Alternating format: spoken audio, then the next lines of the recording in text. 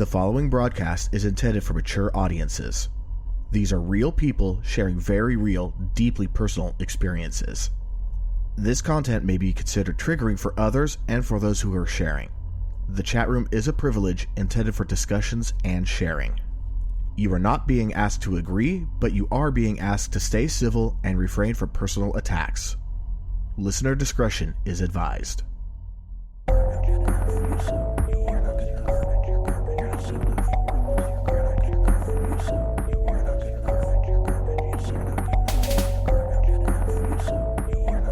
Welcome back to Am I Mental? A live podcast where real people share stories about how life impacts mental health and mental health impacts life. I'm your host, E, and with us, as most of the time, are the co-hosts, C. Hello. And Bexy. Hi, y'all. And we're changing the format just a little bit for today. Our previous guest that we had scheduled actually had an accident and cracked some ribs, so hoping for a speedy recovery there. Exactly. Hope you're listening, and, seriously, we can't wait to get you on, but we understand. Cracked ribs and trying to talk, just trying to breathe, bad enough. But then asking you to do a podcast, yeah, that's asking a lot. So, been talking to some friends lately about migraines, and realized, why the hell have we not had an episode about migraines? So I reached out to a couple of people here. We got Ivania, who's been on a couple of times. Hey. And I guess we're going with Jay today. Hi. All of us have suffered migraines. Some more than others. Some only had one. But yeah, I figured that this would be a good way to, let's talk about migraines, because a lot of people suffer them. And I just saw a fact just the other day that the average migraine sufferer has 52 migraines a year. That's one a week. Now me, I get about 15 to 20 a year. 52 is insane to me. Mm-hmm. I wouldn't be able to function with that. How many do you get, At Jay? all.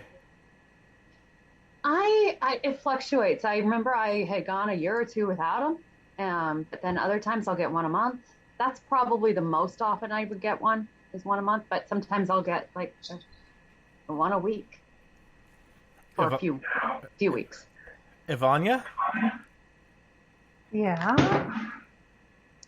Are you frozen? Can you guys hear me? Yeah, I can hear you. Yes. Okay. No, you're not frozen. I'm just. Oh wow. Hold on. So how about you? Let's share. How many do you get?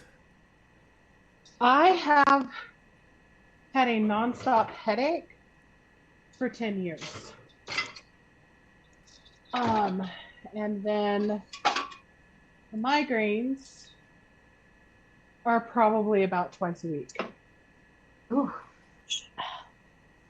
And you get cluster migraines. Yes and no. I have a headache condition that I cannot pronounce, but it causes excess spinal fluid to build up inside of my skull, which is why I always have a headache, because it causes pressure and inflammation. When I get too much buildup is when it turns into a full-blown migraine, and I get stroke-like symptoms. Oof. So my face will droop. I'll lose my words. Wow. I lose vision. Wow. I'm coming off of a 3-day one right now. Can't they give you a stent for that? Well, here's the thing.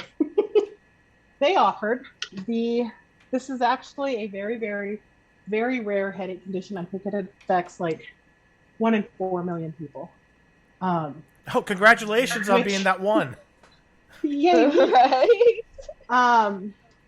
But also it's completely controllable with 1 pill a day that I'm allergic to. I'll go into anaphylaxis. It will kill me. Wow. So they offered a stent to drain the fluid, and I said no, because the way that I saw it was if something can get out, then something can get in.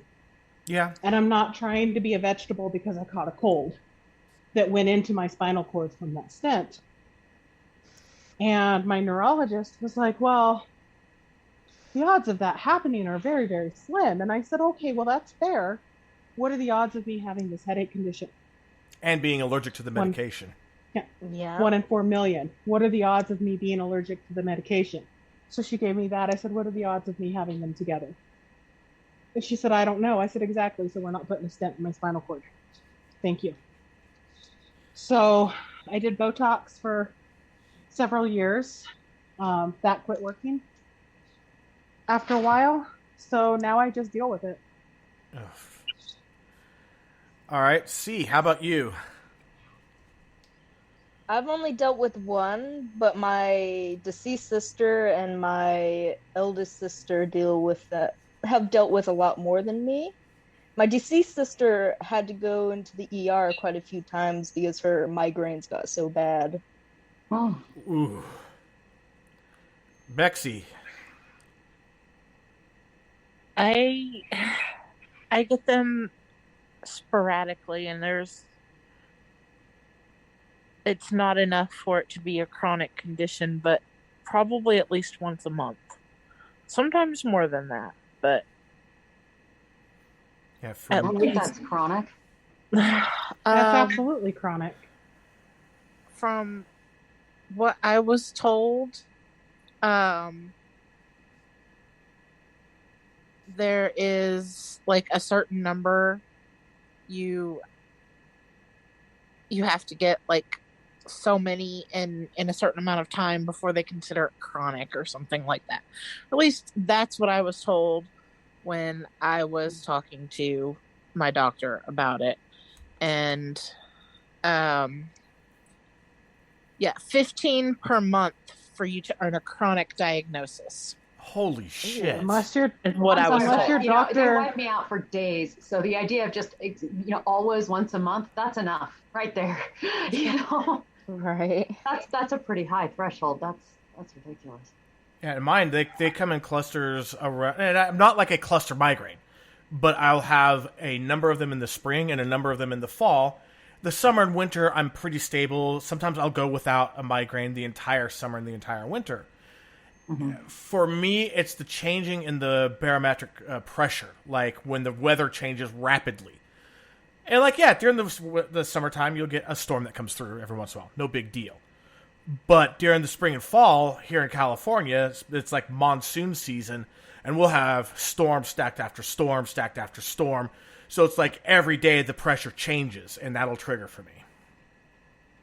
Well, my triggers are like stress, allergies, dehydration, and weather changes. Anything like in that realm. Hormones too. Yeah, funny. There's the St. Francis Medical Group says that chronic migraine is 15 plus headache days a month, along with 8 or more of those being associated with a migraine that lasts for 4 hours or more. God, if mine only lasted 4 hours, I'd be so happy. Oh, Right. yeah. Ugh. Yeah, so for me, when I get like my worst ones, everything smells too strong. Every sound is too loud. Even like turning a page in a book, it's too loud. Mm-hmm. Everything is too bright. Every heartbeat causes flashing in my vision. I don't want to be touched. Like, I do, but I don't, because the touch will change things around me, which could cause it to get worse. And the stress of being touched is there, because I don't know what you're going to do. And I have had a number of times where they have driven me to puke. I've woke up in tears. Woke up actually crying with my pillow already wet with the tears from the pain. And of course, throwing up is such a great way for, a migraine, because there's nothing like that pressure being added to your head when you're already in agonizing pain to the point of throwing up to make you throw up even more. I actually feel better after I throw up. I kind of envy you on that one.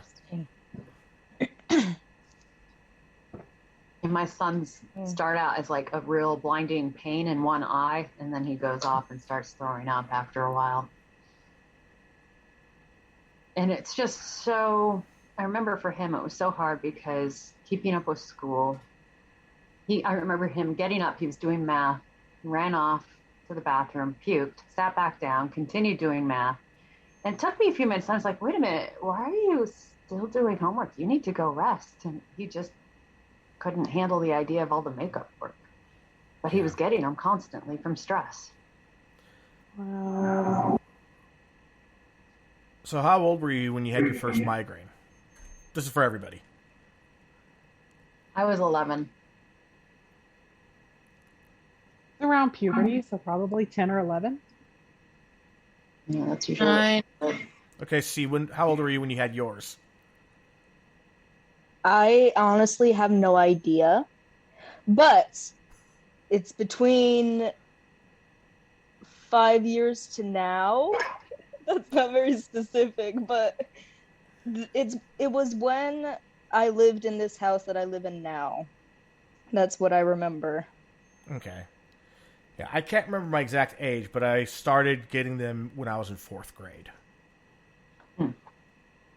I used to have to call my parents, and because the school couldn't give medication, and they couldn't bring medication, they would crush up painkillers and put them in a yogurt for me. And then I would eat the yogurt. Let me tell you, lemon aspirin yogurt is not that great, but my God, did it help. It didn't get rid of the headache, but it did help get the edge off just a little bit. And I will say right now, growing up in a town where snow is a regular thing, fuck sunny days with snow on the ground when you have a migraine. Fuck sunny days. The halos. Oh my God, yes. Yeah. It's like just walk outside and have a baseball bat right in the eye or get hit with the crowbar in the eyes. It is awful. Yeah. Yeah, like, oh God.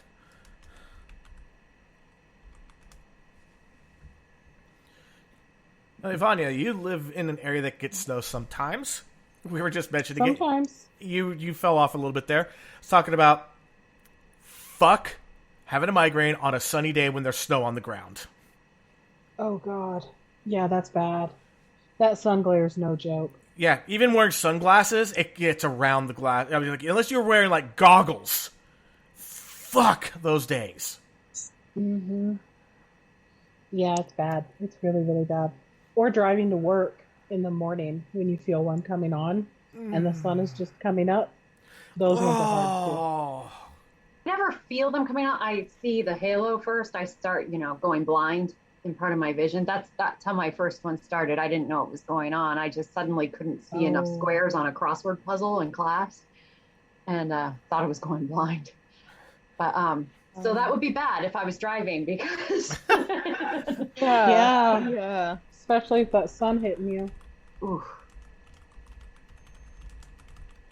How long? I remember there was one time, my kids were younger.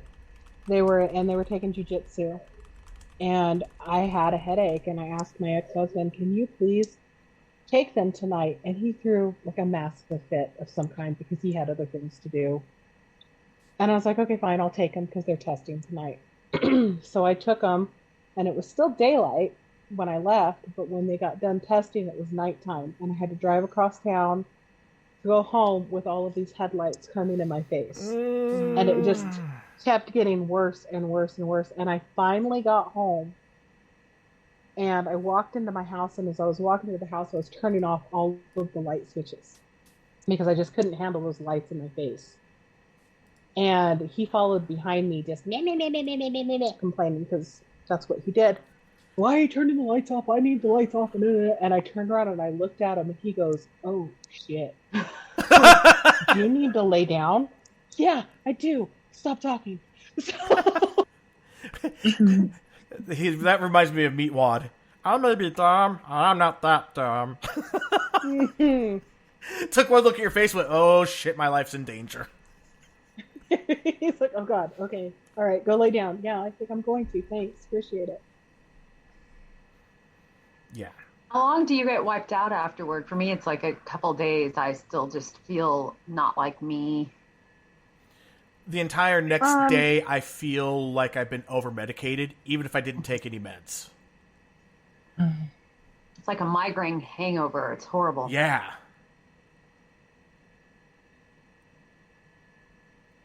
I guess I've never really thought about it because it's constant for me. Right. I always have a headache. Right. I guess after a full-blown breakthrough migraine like I had, that's a day or two that I just feel out of it. Bexy? It usually takes me a whole day afterwards, sometimes two, to snap back out of it. And sometimes it can take that, even if the headache doesn't go like full migraine on me, it can still take time to get over it.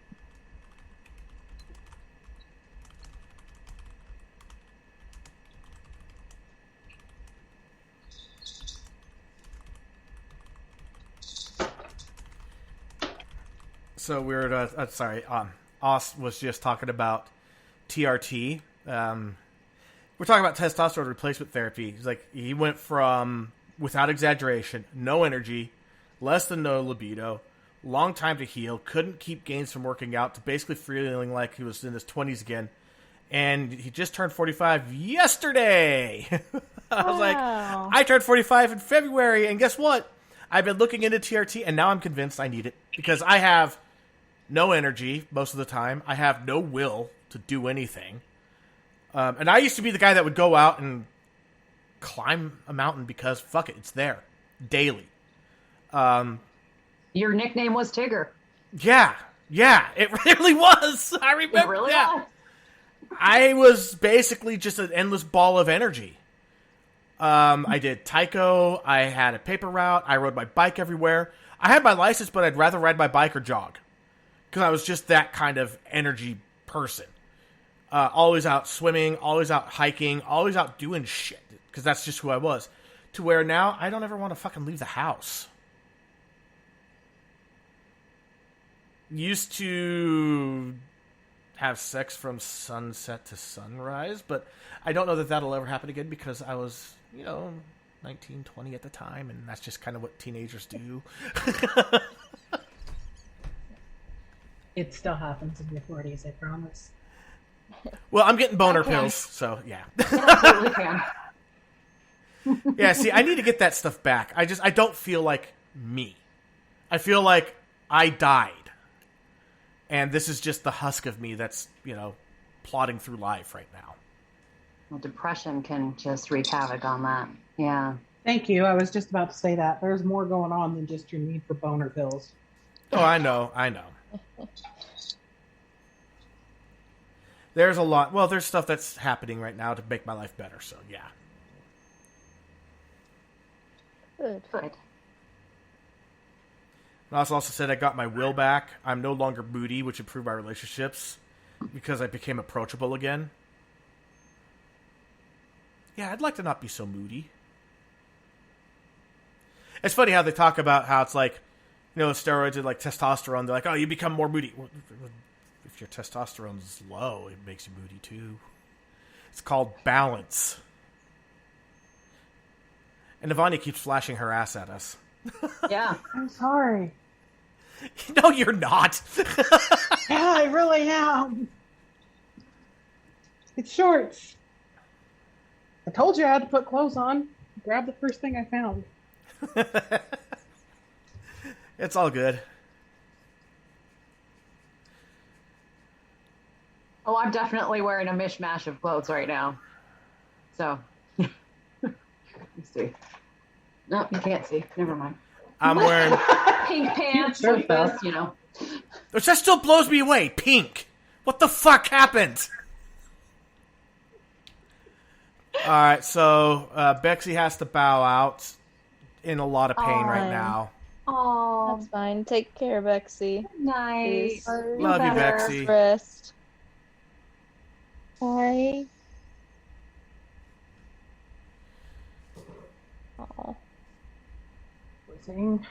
Yeah, it's kind of funny how we just suddenly went on to TRT because it's like us is like talking about like this is like the holy grail. Which I was kind of curious how we went from migraines to boner pills. and TRT, yeah, which isn't even boner pills. happens. It happens. Come on, have you listened to our podcast? Tangents are the thing. In a minute.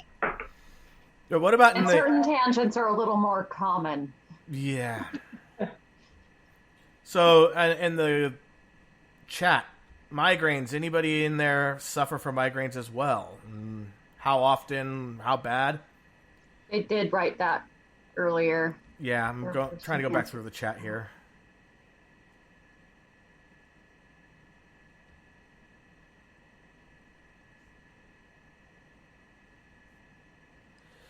So Os gets them 2 to 3 times a month, which Jesus.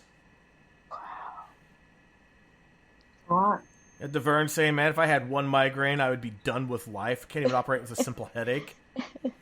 You know, you say that, and then you get one. Certain headaches are, they're all different though. Like a Yeah. sinus headache can just be horrible, and tension headaches are horrible. They're all miserable in their own ways. Does anyone else Well- get like just little pains in your head from time to time, or kind of almost all the time?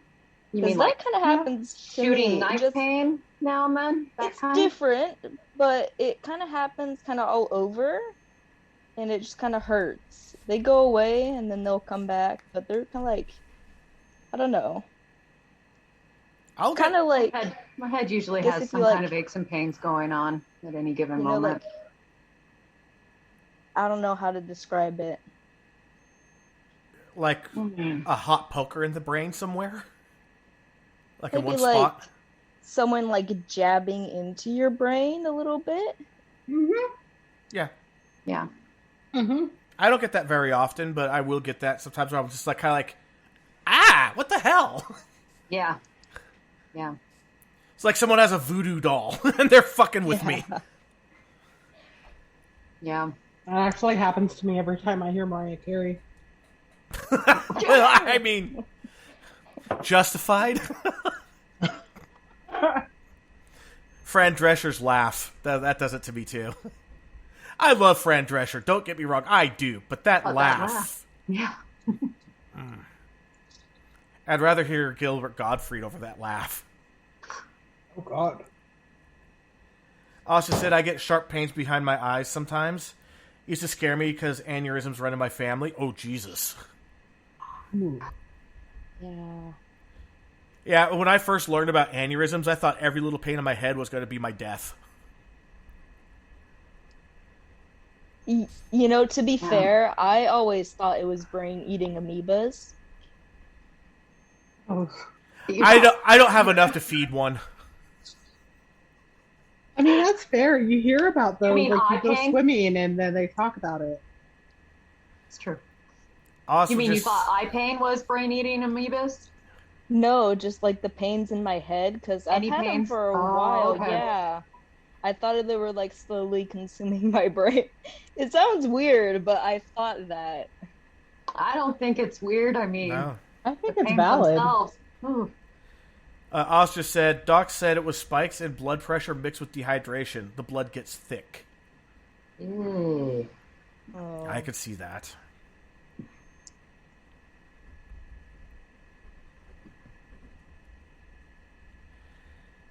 And that is interesting because, yeah, dehydration is one of the things that'll trigger a migraine for me. And it's also if I catch it early enough and I drink, like, just gulp a ton of water or whatever and take some ibuprofen, I can sometimes actually make it go away right at the beginning. Oh, what That a would little be kid to amazing. take ibuprofen. Normally, I mean, if I mean, you could, but it'd be the last thing you ever did. if I get into it, forget it. I'm on board for the ride, but at the very beginning, when I start getting that little halo, I can sometimes make it go away instead of grow. Well, my headache condition, the once daily pill, Yeah. is a non-steroidal anti-inflammatory drug. Okay. An NSAID, which Right. is what ibuprofen is, Right. aspirin, Advil, Excedrin. I can't take any of them. Like the only one I think I that will you go didn't into list was anaphylaxis. Aleve. Aleve, yeah, any of them. I can't take them. Mm. And if I could, I would be pain-free. Ugh. Yeah. I get so jealous when people talk about taking That is- ibuprofen for their headaches. Yeah. I'm like, ugh. Yeah, It's also really frustrating having that allergy and having a migraine so bad it warrants going to the hospital. Because you walk in and they say, do you have any drug allergies? You say NSAIDs, they immediately think you're a drug seeker. Yeah. you're like, test me. Give me an itty bitty tiny little bit and watch what happens. And be ready with the EpiPen. Yeah. The epi, yeah. No, it's not. It's frustrating. I don't even go to the hospital anymore. I deal with it. I got sent home from work yesterday. I think I made it about 4 hours before my boss saw me, and she was like, "You need to leave. You need to go home." So I got home at noon, and I slept until 5:30. Just Wow. there's no. I will not go to the hospital anymore because of the way that they treat me. They treat me like I'm a drug addict. And I'm like, I don't want narcotics. I just want the pain to go away. Like, give me IV Tylenol. I know it's a real life. I know it's a real thing. I've had it. Right. So you can have the Do acetaminophen. something. Yes. But it's useless. That's the It's best I frustration. got. I know. The best I got. So I'll take. Yeah. I take 3 500 milligram Tylenols at a time. Because fuck your liver. With No. fuck my liver, yeah. I mean, I've got a tolerance now, whatever. It's not like you need it. It's fine. But with that, I will down as much caffeine as I can as well. Caffeine helps. Mm-hmm. And caffeine in the Tylenol keeps it at bay most of the time. And with me having ADHD, the caffeine also helps mellow me out, too. And I'm so glad my migraine was at night. My worst migraine that I can remember was at night. I still remember it to this day, like vividly. Every time I had to shift even a little bit in my sleep, I'd wake up in agony. When the heater kicked on, I woke up in agony. When the heater turned off, I woke up in agony. Like every little thing, I woke up in agony. My worst ones are the Wow. ones I wake up to in the morning because I didn't get to treat it as it was starting, you know? So it's just you wake up to the full onslaught without any hydration or meds or anything. And Kind of like going to sleep in your bed and waking up on a flight. yeah, pretty much. That is exactly how my first migraine started. I didn't treat it.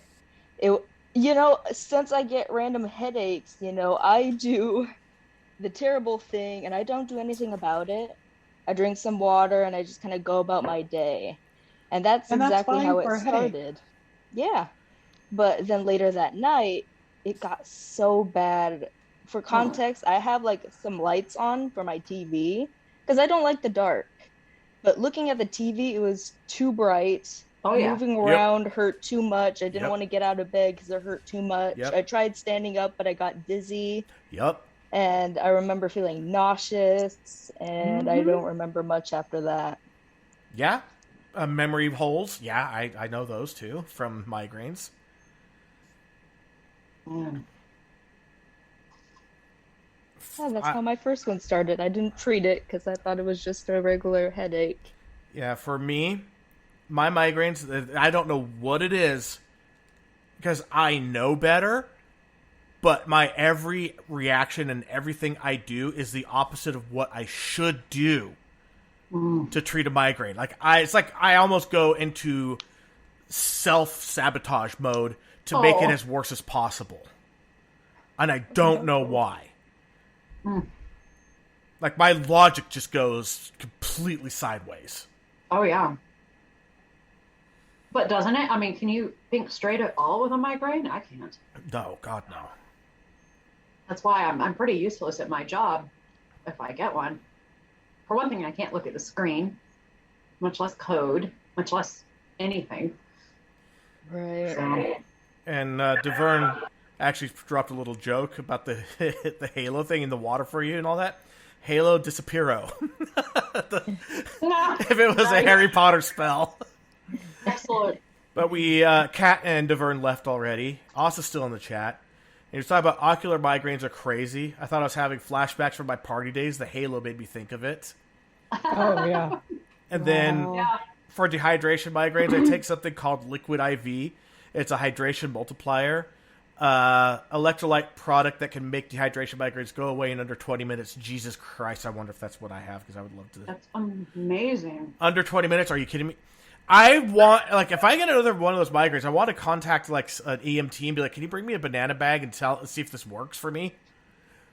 Because if it does, I will fucking buy them every time. Like, yo, I'm getting a migraine. Can one of you come by and, like, stick me with a banana bag? Please. I don't care what it costs. I'll pay it. When I get too much fluid and pressure built up, and I start to have one of my migraines that mimic stroke-like symptoms, a lot of times I don't feel the pain to start. But the other symptoms will present ahead of time. So people think I'm a crazy person, because I could be sitting there at work and I could say something like, hey, E, would you mind grabbing me a glass of water? That's what I think I'm saying. But I'll say something like, hey, E, park the car in the kitchen counter. It's something completely random. Mm-hmm. Oh, And like that video of that one lady who was at, like, an awards ceremony, and she was having a cluster migraine, and she couldn't speak. Mhm. It all came out gibberish. When this first started, about 10 years ago, we couldn't figure out what was wrong. I was describing my symptoms. I was telling my doctor, something is wrong. I don't know what's going on. They thought I had a brain tumor. They gave me all kinds of scans, and I don't think I told you about that at the time. No. I probably did after. Oh, I had never told you that? You told me later, but no, you didn't tell me at the time.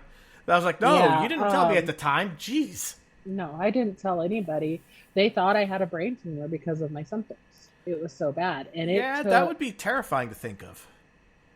They took MRIs, MRVs, CAT scans, brain scans, all kinds of stuff that they were throwing me through all kinds of radiation to try to find this brain tumor that they thought I had.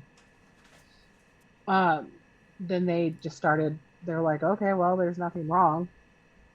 They sent me to the neurologist, who finally discovered what was going on, because she knew what to look for. And she said, this is what it is. This is the treatment. You can't have it. And I cried. Like, I just sat in her office and I cried. And she was like, I'm sorry. I can't help you. And I was like, no, I'm happy. Like, I've thought I was crazy this whole time. Good to know that you're not. It was a relief. It was a relief to know that there was a name for what was wrong with me. Sometimes that's just amazing in and of itself. That took almost 5 years to figure out what was wrong. All right, so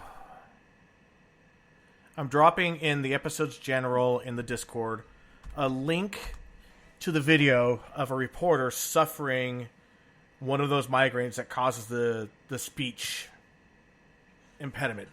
I don't know of any other way of putting it. Destroys your speech. I think I lose my words.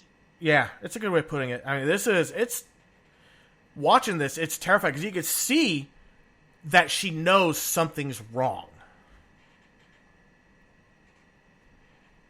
As she's trying to be professional because she's a reporter. It's hard. I'm glad I don't get that. Like, I have I'm not... it's that whole thing of everybody suffers differently. And just because someone suffers what you perceive as worse than you doesn't make your suffering invalid. But man, it's kind of hard to go. It's like, yeah, my migraines, I will take them over that any day. Mm-hmm. Right. And I'm not downplaying my suffering. I'm just going, I recognize some people have it worse than me. Is it though? Because, like, yeah, that happens to me, and I've been in constant pain for 10 years. But when you get a migraine, it'll knock you on your ass. Yeah. You can actually When I get function. a migraine, I function through it. I wish I could function through. I try pushing through, and it just makes it worse. Exactly. So is mine really worse than yours? They're different. They're different. That's it. They're just different. Now, in the like, beginning, I couldn't function through. In the beginning, I couldn't. But and that's one thing where my mean, wife and I, we have disagreements on. She's had 1, maybe 2 migraines in her life. And she's like, well, I know people that have migraines every day. I'm like, yeah, they got used to it. They learned how to deal with it. I don't get them often enough to be able to function through them. They practically kill me is what it feels like. Mm-hmm. It feels like there's someone with a hot poker going through my brain and twisting it. My mom just gets the aura. Actually, she didn't even start getting it till her 40s, and she doesn't get the headache. So she's just like, meh about it. And like, well, that's for you, but most people feel that migraine. And I just got good news. My little girl is finally COVID negative as of today. She tested positive yesterday. She is negative today. Good. Oh, thank God. The thing is that the entire time it was just a cough and a slightly runny nose. Yeah. Yeah. And she was like, I don't feel sick. I want to go to school. I want to go hang out with my friends. Like, yeah, but you can't. It's like, I understand you want to, but what you don't understand is that you are a walking time bomb to someone else. That's how my... By the time I left, she was getting sniffly, so I kind of wonder if it was starting then. No, she... I was too. She started with the symptoms on Wednesday of last week. Okay. So maybe we were just all sniffly for some other reason. Okay. Allergies. Few days before that. Yeah, allergies. Yeah. But it means I could go back to work now. Because my work, they are so terrified of COVID, and I don't... how do I put it properly? I respect the hell out of it. I don't slam them for it. You know, everybody has different levels of what they're willing to take for a risk, and my work is extremely cautious. And you know what? Some of the people I work with have elderly parents that they take care of. I understand. I respect it. I may have a higher tolerance for what I will deal with for as far as exposure risks, but I'm not going to cross their lines because I'm comfortable. Right. So yeah, when they're like, yeah, we understand that she's probably okay, and I know that you're negative, we don't want you coming in. Okay, I get that. I wish I could work, but I get that, and I respect that. My younger niece was just like your daughter. She didn't really understand. She's like, but I want to go outside. You know, I want to walk with you. I want to go to the park. I was like, but you can't. You're sick. She's like, but I don't feel sick. I'm not sick anymore. But it's like, but you are, you know. Well, my girl will be 7 next month. So she understood that she was sick, even though she didn't really feel it. But all it took was a reminder. It's like, honey, you still have COVID. Okay. You know, where if it was the boy at 4. Yeah. And what's funny is that he has the same symptoms. Not one positive test from him. Not one. Interesting. I just think that we can't get a good sample. Don't get me started. You know how mad I was when I got COVID at Scott. Yeah. Should we get her started? So mad. Should we get her started? You're such an ass. I think she Do just did. not. I did everything right. I got vaccinated. I wore my mask. I social distanced. I did everything I was supposed to do. We go to Vegas. He wears his mask as a chin decoration. He's hugging strangers. He's sharing food. He refuses to get vaccinated. I turn up positive. He's negative. We sleep in the same bed. Share bodily fluids. Negative. Completely negative the entire time. Yeah. I was laid out for 2 weeks. Yeah. My two kids, they share a bedroom. They sleep in twin beds, but they share a bedroom because they're still really young and they don't want to sleep apart yet. Right. That day's coming, though. I can already see it on the girl. She's already starting to want more and more privacy. And we have the extra room. Right now, it's just a big playroom. When the time comes, okay, we'll separate it. Like my sister and I, for the first year when we moved to the house that we wound up spending most of our lives in, we shared a bedroom for the first year and had a playroom. And then I wanted my privacy. My Aubrey is getting there. She tells me sometimes, Mama, I just need a break from Jackie. I know, baby, me too. Yeah, that's my almost 7-year-old. Oh. I need a break. I just want to be alone for a little bit. I get that, honey. I will take your brother to do something else. Mm-hmm. Jackie is so codependent on Aubrey. It's kind of scary. Like, Aubrey will walk out of the room and Jackie will have a meltdown. And Aubrey will be like, I just need a break. I know, honey. I mean, that's also the same thing. I mean, that's actually good advice even for new parents. Like, you know what? If your infant screaming and throwing a fit and can't be consoled and you're getting ready, like, you're getting fed up, put the baby down in a safe place and walk away. You can't console them to begin with. You take care of you, and when you come back, your new calming presence might be all that they need after that, after crying alone for a little while. Taking a break is a really good thing. Because, I mean, the alternative is what? Shaking baby syndrome?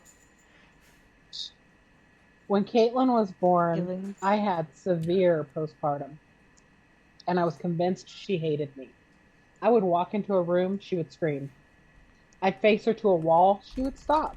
If I came into her line of sight, she would scream and she was inconsolable. And I remember just walking out on my porch and sitting on my porch and she'd be inside and my neighbor would come over and be like, where's the baby inside? Oh, she's sleeping? I don't know. She's not crying though. I'd stay out here. I can't listen to her scream. I don't remember. I always made sure she was safe, but if she wasn't crying, I went outside and I just enjoyed that quiet time.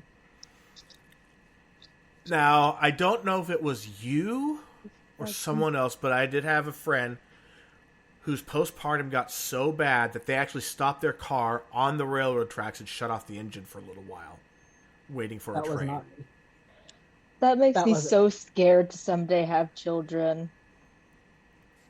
That's so scary. And it's not just the women that get postpartum. The men get it too. No, men get it too. Men's is more mental, it's not hormonal, which is kind of more scary. Although definitely there's a hormonal part of it because his hormones can feed off of your hormones, which are completely out of whack. So, yeah. Yeah. Paternal postpartum depression I've researched this a lot because someone very close to me had it. Oh, well, then they need to contact me because trying to put together an episode for that. Oh, really? Yep. I'll see what I can do. He's not a very forthcoming person. But it's a mixture of the sudden changes within the family unit, the responsibilities, the finances, just everything that changes so suddenly that And they're not prepared for. And you're expected to hold it together while your significant other is going through postpartum. Right. They're expected to go through it. You're not. Right. And postpartum, like back when I had my babies who are now in their mid-20s, it wasn't talked about back then. You knew what it was, but you were still ashamed to go to the doctor and say, I'm having a heart. And they just called it the baby blues, you know. Yeah, there was just sort of a little. Yep. Yeah, it was just, it's not a shame anymore. Like, it's a very well talked about. People don't have to be ashamed. They can go to the doctor. It's better understood. It's where it is now where it should have been. Right. The paternal postpartum depression is a fairly new, quote unquote, discovery. And it's still those double standards. It's about a 20-year lag on that one. There. Yeah, there's a 20-year lag. The man has to be strong. He has to hold it together. And what does he have to be stressed out about? It's the mom that's at home with that baby. Well, he has to be stressed out about the fact that he may go to work one day and come home and find his wife and kids drowned in a tub. God. That's a fucking scary thing to deal with. Yes, it is. So when you do this, I know we were talking about how my husband is willing to come on for that too.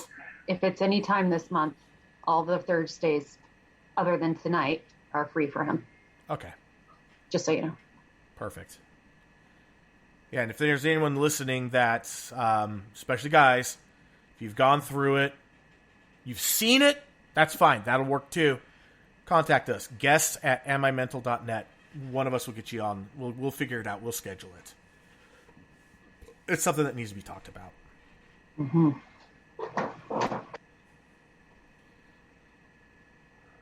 God, the topics that we switched around to. Ping-ponging. Yeah, and see, you are in a much better place than we were when it comes to postpartum. The support system is there. It wasn't really there for our generation. It didn't exist for the previous generation. Like my parents, it basically didn't exist. So if you have kids, you have a much better public support system than has ever been in place before. Yeah, in all of human history. When I had my son, who's 17, I believe I remember laying in bed and being a new mom, and that's when like Brooke Shields was finally, she came out about her problem with it. And that was sort of when it all started being talked about a bit more. So sometimes celebrities do affect positive change. Oh yeah, sometimes definitely. And that was, 17 years ago. Kind of like that one pregnancy condition where women are like deathly ill from beginning to end. Wasn't talked about very much until a celebrity came forward going, yeah, I had this. And then it started a national conversation. Yeah. That was Kate Middleton. Yeah. Yes, it was. Oh. And you were going to say something, C. Yeah, I was going to say, but I don't usually talk about how I feel. I just kind of brush it off.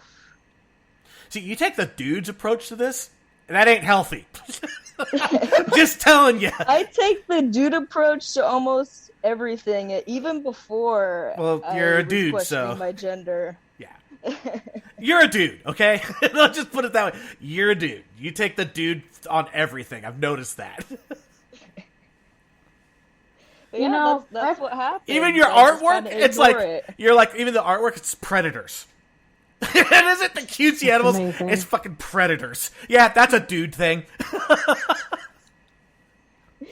Did you see C's post in the art channel on the Discord? What was that, yesterday? Yeah. They're amazing. I haven't been to the Discord. Oh, you need to I get did on the them Discord. while I was at my brother's house because there was really nothing to do and the Wi-Fi really sucked. So I decided to draw, and that's what I came up with for now. And you came up with the Indominus Rex Eater.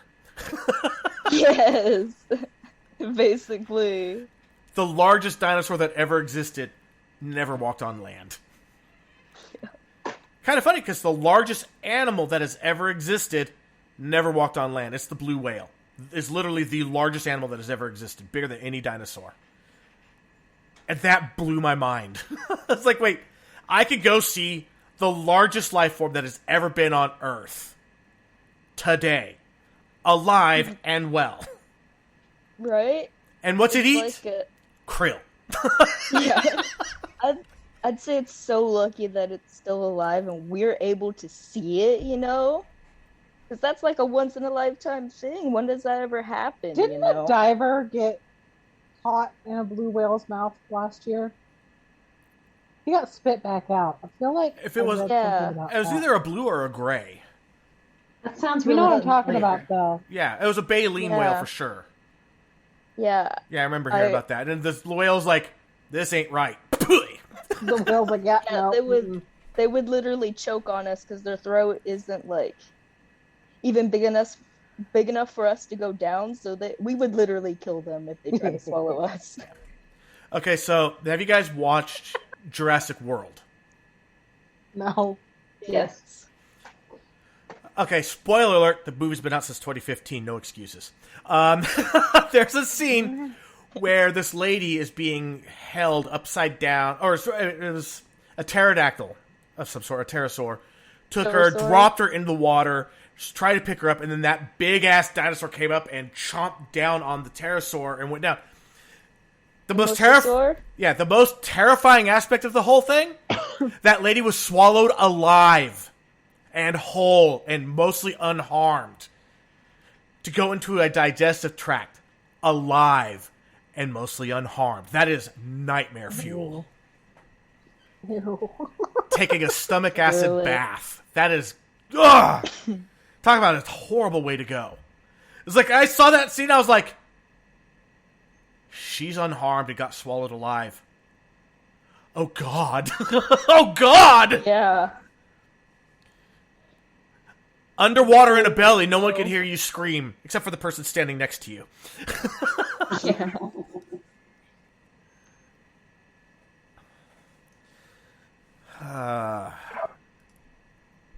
Sorry, that movie was really good. I watched it for my first time today. It's good. It was really good. Oh, you hadn't seen it before? No, Oh, I went to the theater for that. I do want to see that new one that has like the franchises all Minion? tied together. Yeah. Hopefully this will be the last one.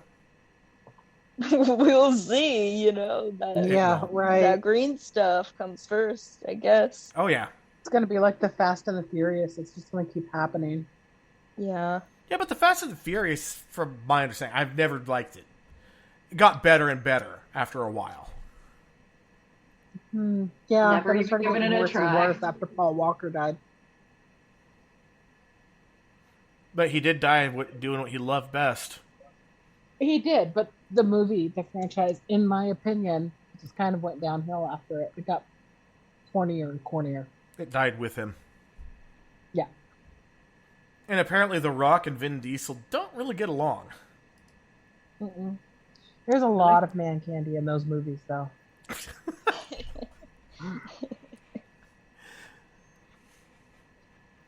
So it's almost like Magic Mike, but with cars. Better, actually. I'm not gonna lie. Your wife was going to have me watch that. What, Magic Mike? Uh-huh. Yeah, she bought... It was both of them. She liked them.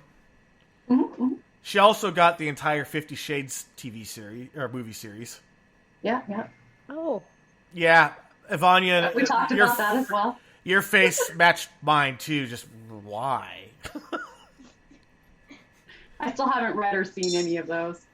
Look, if the guy wasn't rich, it Yeah. wouldn't be called 50 Shades of Grey. It'd be called Cops, and they'd be playing bad boys.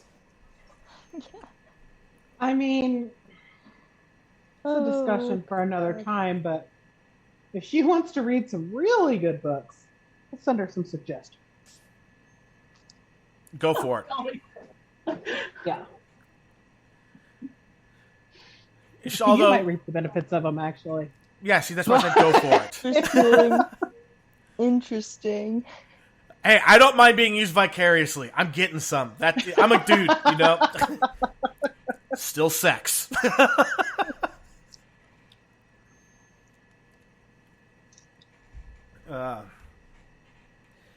So, Which, by the way, is a nice cure for a migraine. not for me. Oh, I wouldn't be able to. Oh, I mean, how? The endorphin release is supposed to help.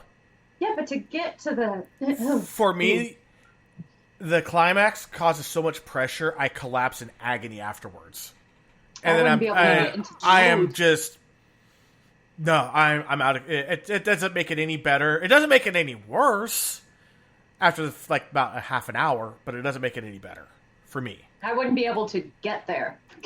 I know some people, though. I've talked to some people who, when they have an orgasm, their migraine goes away. And I'm like, that must be nice.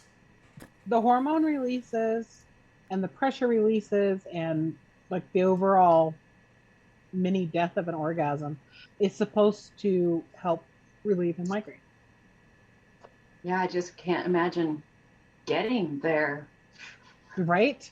It's like, well, that's great, but you kind of have to be able to. It's like, that's a lot of movement and it hurts to breathe. And so, you kind of have to get into a state of mind. All right, fine. Break out the mini floppy jackhammer, whatever. Yeah, there are multiple ways to do it. You don't always need to have somebody else there to annoy you. No. I mean, join you. Exactly. So, why need another person when you could just do it yourself? But that's like playing tennis against the wall. It's more fun when you have a partner. Not necessarily. I always win when I play tennis against the wall. You don't always want to play somebody else. Exactly. I'm disappointed that no one else caught the reference.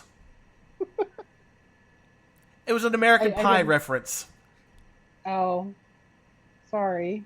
About It's Jimbo been a long time. when he was jerking off to the sock with the distorted porn. That's a boob. That's a boob. It's been a long time since I've seen that movie. So one of the greatest things, like if you ever watch that movie, make sure you have the DVD. After you watch it once, watch it again with the commentary on. It's even funnier. Because I'm not going to own it. You own it? I'm not going to own it. I've seen it, but I'm definitely not going to get to the point of owning the DVD. But it's one of the best comedies ever. That's a guy movie. It's amusing to watch, but it's not something that we're going to purchase. Right. Yeah. And who even has a DVD player anymore? Yeah, right? Yeah. Okay, so turn on X-Ray through Amazon. Yeah. There we go.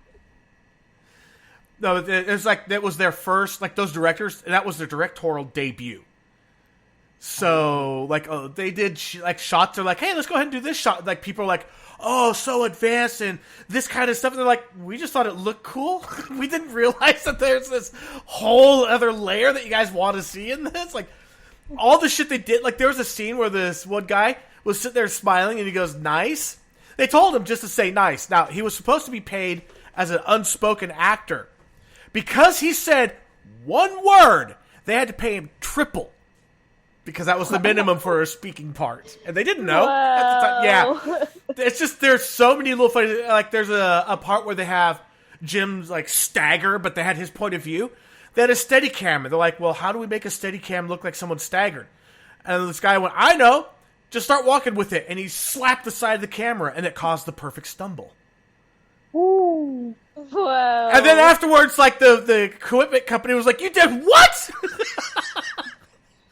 Yeah, I can imagine. Like, I mean, just so many things that, I mean, that, just the making of the movie. And like afterwards, you watch it, you're like, Jesus Christ, how'd they even pull it together to make this movie? It's fucking amazing. Migraines. Migraines. Yeah. Just throwing that out there real quick. I agree. So, for me, what I do, when I have one, I'm in the grips of one, and I finally get sense enough to try to fight it, as opposed to make it worse. I do a rotation of basically 4 of the 250 milligram Tylenols. 2 hours later, 4 of the ibuprofens. 2 hours later, back to the Tylenol. 2 hours later, back to the ibuprofen. And I'm getting a middle finger from Ivania. Poor Vanya. And if it's a really, really bad one, Aleve helps for me. I deliberately don't take Aleve, so that way it's more effective, because my body's not used to it. I don't know if the meds ever help me so much as the fluids. Like drinking a ridiculous amount of water, something like that. That definitely does something. That has never done anything for me other than make me have to get up more to pee, which hurts to get up. Oh, yeah. I put ice at the back of my neck, heat on my forehead, and cover up my eyes. And I use That aromatherapy, and I combine lavender and peppermint together. That actually sounds really nice. When it's very, very bad, when it's really, really bad, that's what I'll do. Like when I'm to the point where I'm blind and my face is sagging and my words are gone, that's what I'll do. Is I'll do the aromatherapy, the ice, the heat, in a dark room. And I don't know that it necessarily makes it go away, but it does bring comfort. It does soothe me. One thing I've also noticed is like when you see a house with blackout curtains, you might be in the house of a migraine sufferer. Yeah. Because, yes, pitch black isn't dark enough sometimes. Nope. I can't see my hand that is touching my nose and it's still too bright. Because my every heartbeat causes that white flash. One thing that also helps me is very quiet trance, like music. Or any kind of droning music that's really quiet. No, I can't hear music. Option for me. For me, I don't know what it is. It has always helped. And when I first heard about it, it was one of my uncles who gets really bad migraines who told me about it. He's like, he put headphones on with some quiet music, block out all of the sound but just the music. And then it allowed him to take his mind away from the pain and into the music, and he would drift off to sleep that way. And it fucking works for me. Well, I have noticed that when you get a migraine, the pain is in your head, obviously, but it makes the rest of your body tense up, which then makes your head hurt more. So if you're listening to music and it's relaxing you, that's probably why your headache is, or your migraine is easing up, because you're relaxing the rest of your body. And of course, then there's the test, whether it's a tension headache or a migraine. Shake your head back and forth really rapidly. No. No, don't test it. If it goes away and comes back, it's a tension headache. If it just No. gets worse, it's a migraine. No. Yeah, I did that once and puked. Never again. that would go over well for me for a tension headache either. Well, for a tension headache, then you know that you can just, like a massage on the migraine area of the right above where the spine meets your skull, like right above it, are migraine areas that from tension headaches that you can just massage and it helps it to go away, and all throughout the where the spine meets. A good like massage in that area can help with the tension headache a lot. But you got to be sure it's a tension headache. My head won't. The shaking of the head, I don't know what it is, but it causes the pain to reduce temporarily on a tension headache. Ooh. It's brutal. I don't recommend it. Like I said, I puked. Well, for me, tension headaches and migraines are very distinctly different anyway, so... Mine aren't. Ooh. They will both start right behind my eyeballs. Oh, yeah, tension headaches definitely are more of a neck, shoulder thing that starts for me. What sucks for me is that... And then it goes into... Migraines, tension headaches, and sinus infections all start the same for me. Oh. The end result is a different pain, but they all start the same for me. Oh, fun. Yeah. No, really not fun. Hair pulling helps too. What? When you have a tension headache or a migraine, pulling your hair sounds counterproductive, but it does help. Of course. And not in a weird... And this is from the person that says sex too, so... Not in a weird sexual way, but if you grab close to your scalp, you grab your hair and you just pull in small little circles all over your skull, it helps. Okay, that sounds releases amazing. Pressure. I was going to say, because you're like lifting pressure away. It's like Yeah, it's like you're giving yourself a scalp massage. Just tiny little, like a handful of hair at your scalp, and just do small little circles. Hug Okay. with small little circles. Problem is, my wife doesn't like my hair long enough to pull. You could still do it. You can. Your hair isn't that short. So you're not freaking rocking a high and tight. Yoink. Yet. She wants me to. No, actually, she likes what's called... Oh, what was it? I don't even fucking remember the name of it anymore. But I have a picture. So I take it to my barber. And I'm like, this. Basically... Yeah, I remember when you had super long hair. Yeah, I had super long. It was down to my waist. I miss it so much. God, I miss my hair. But the weight of it was causing my hairline to go traveling the wrong direction. So, so I was like, I love my hair, but it's got to go. Because otherwise, my hair's going to go. Yeah, I found I have to keep cutting my hair shorter and shorter if I want to keep hair. Yeah. Yeah.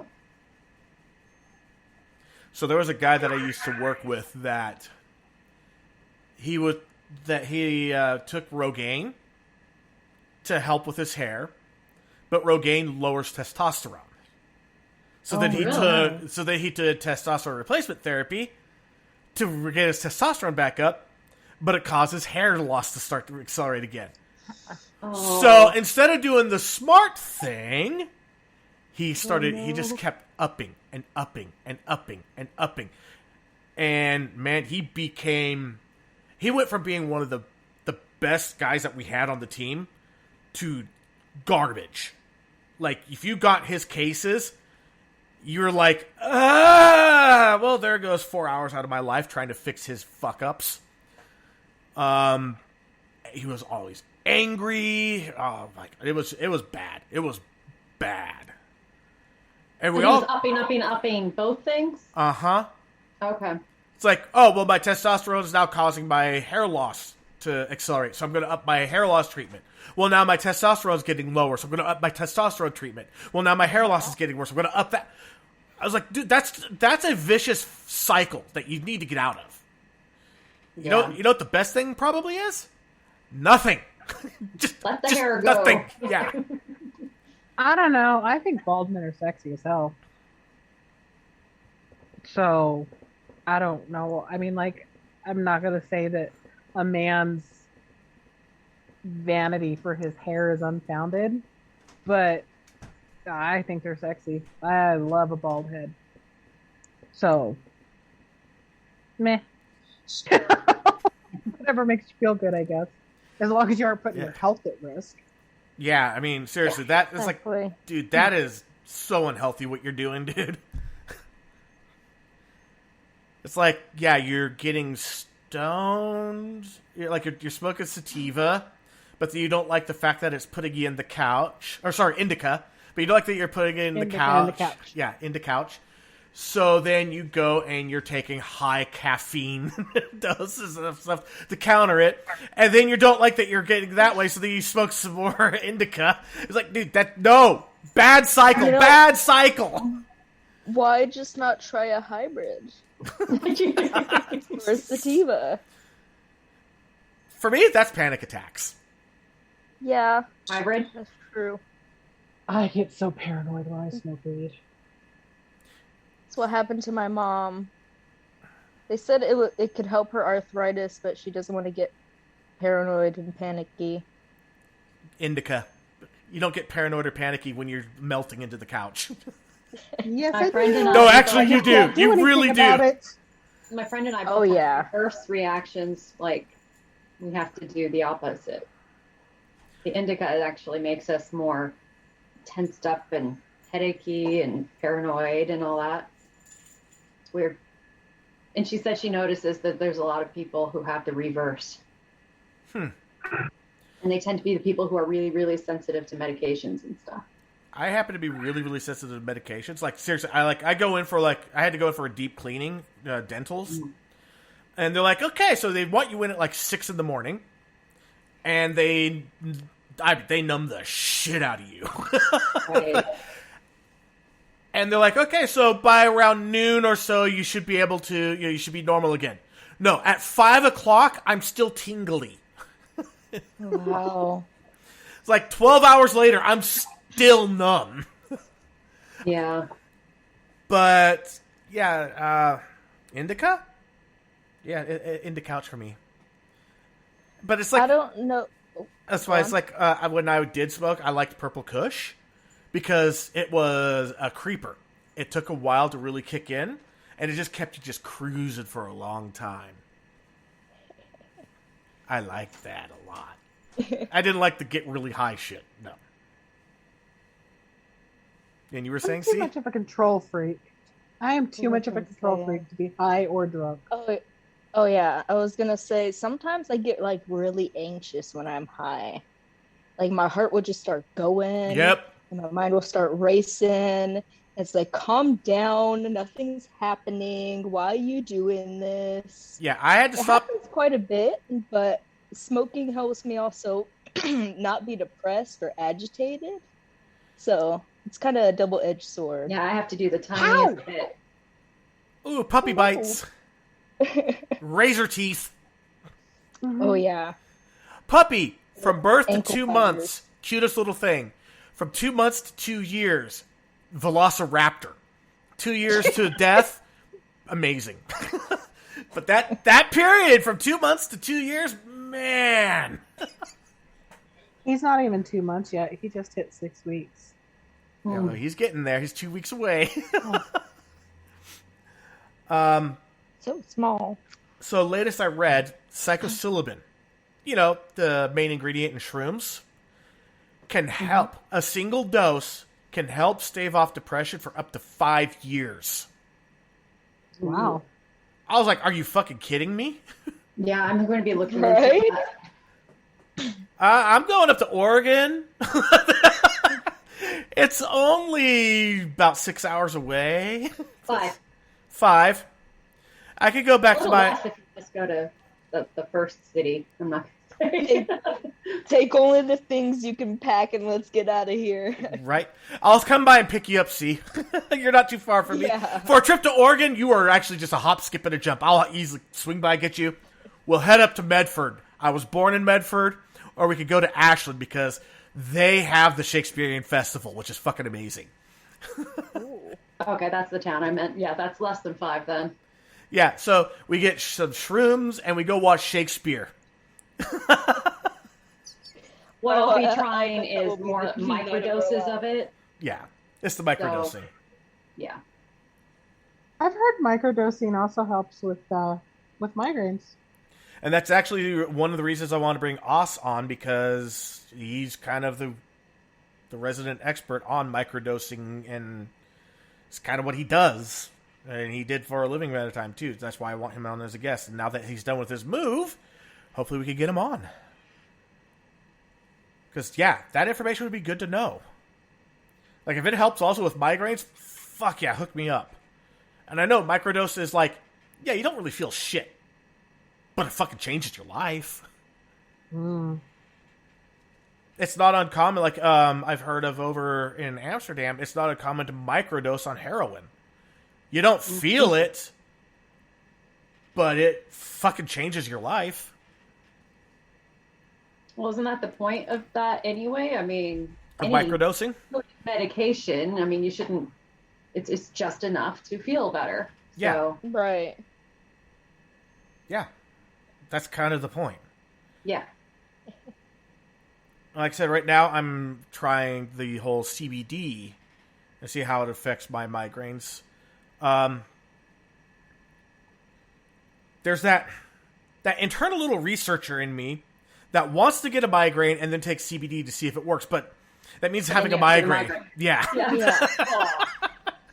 Ugh. That also begs the question, could I trigger a migraine deliberately? I don't know that I want to find out if I can. Right. I You think can. I can. I just don't want to. I would say just keep your CBD on hand, and eventually you will get a migraine. So keep it on hand. Yeah, Do your dude, little didn't you have research one a can couple happen at days that ago? point. Yeah, and I didn't have any CBD at the time. Oh, you didn't. Oh, darn. Okay. Mm. Yeah, Whose fault is that? not mine. I don't order the shit. No, I'm just kidding. Oh, No, it's mine. Now, I actually... So, my wife turned around and... you know they sell it in 7-Eleven here. Yeah. Actually, I could just walk to the corner store and get a Kill Cliff energy drink with CBD. And, oh, they're fucking And amazing. caffeine. And caffeine. Which is a good There you combination to help with migraines. And they're fucking delicious.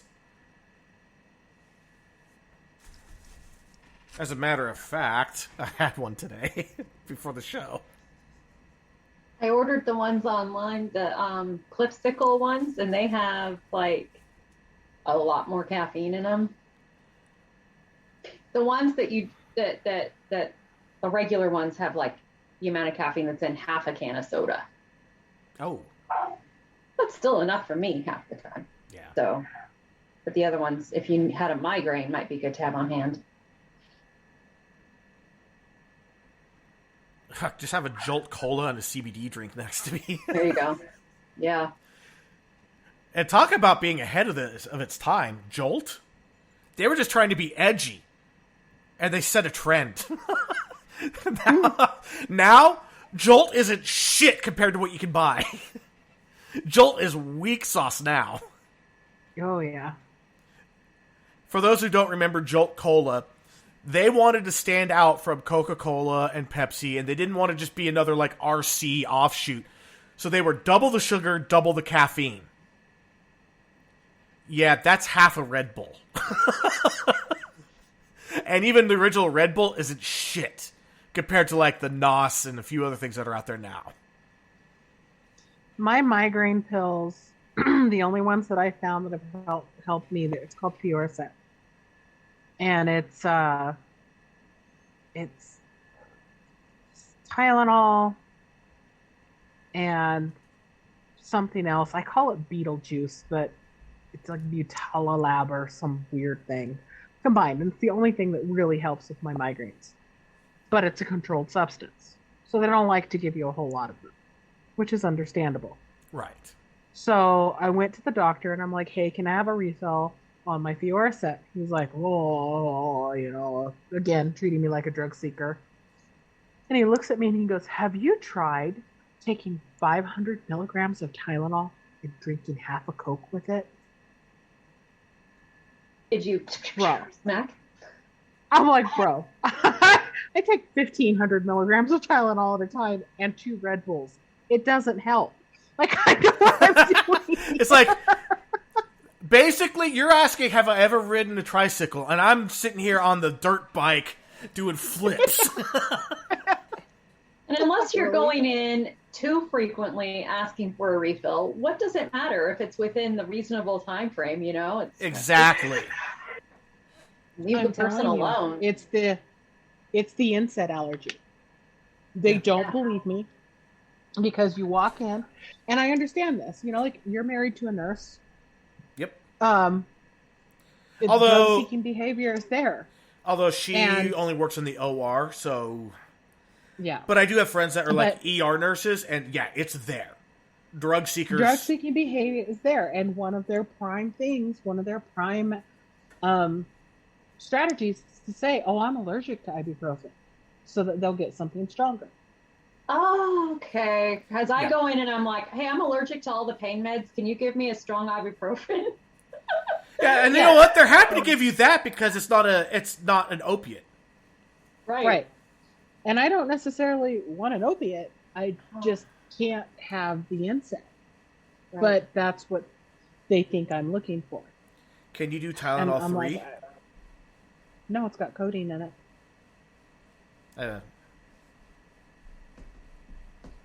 No, the strongest thing that I can get that's not considered an opiate would be like is it Tramadol that's not an NSAID? There's Tramadol and there's Toradol. One of them I cannot have. Research time. Tramadol. WebMD, where everything is you're dying of cancer. Yeah. Travidol belongs to a class of drugs known as opioid analgesics. Okay. So that's the one that I can have, but it's not super strong. But Travidol is an NSAID. And I literally had to knock a syringe of that out of a nurse's hand. Because he was trying to put it into my IV. You're going to kill me? No. Mm-hmm. Had this big red bracelet that said allergy NSAIDs. And he's like, I'm going to give you this Travidol. And I'm like, no, the fuck you're not. And he kept going for it. I literally had to knock it out of his hand. Like, They called me bitch? combative. Yeah, because, survival instinct isn't, a thing.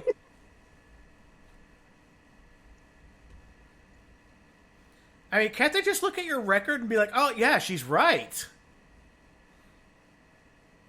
She's not lying. She You would actually think. is allergic. Yeah, you would think, but no. I'd be like, look up my records. I will wait. Look up my records. Yep. Do you have, like, a med I've had that conversation as well. Do you have, like, Huh? one of the bracelets that you wear about, like, if you're ever found unconscious? Don't fucking give me this because it'll kill me. I do. That would be good. I do. I mean, I don't wear it, but I do have one. I wonder if that would convince them more. I don't know. But I'm sure people think about that too. It doesn't. They just, Because you could get fake ones. Yeah. yeah. You can order them on Amazon. All right, so because I love you guys, my wife got me their blue light glasses, but they're horn rim. I'm not a fan of horn rim because I don't look good in them. I don't think. Oh, I like them. I like them too. I think you look good in those. All right. Seriously? Yeah. Yeah, I like them. Look bad, Hey, you bro. know what? I just saw myself. These ones actually look decent. They I'm do. kind of surprised. Usually these don't work for me. I can tell you No, I what. like that. I feel immediately. I can tell the difference with the screen. Here's my blue light glasses. They're the same. Mm-hmm. So I grabbed them. I had some. Bosswin. Good view. Ah, Bosswin for me. I actually got I two pair. had some for a while, but I realized I really don't get to wear them because I do design, and I kind of Oh. need color accuracy. Yeah. So what you need Getting to do. everything off, and it didn't occur to me that it was the glasses I was So wearing. what you can do is actually calibrate your screen with the glasses. That's so tricky, though. I still It have is. to. I have to see it. Yeah, But you can do it. I'm just saying. I could. You're just being lazy. That's- You need to put calling people names. As you call me names all the time. Well, you deserve it. Even I say, Oh no, he can call me. He calls me way worse. She calls me way worse too. So- Yeah, that was not. I didn't even catch it. yeah, you don't understand. I have known Jay since high school.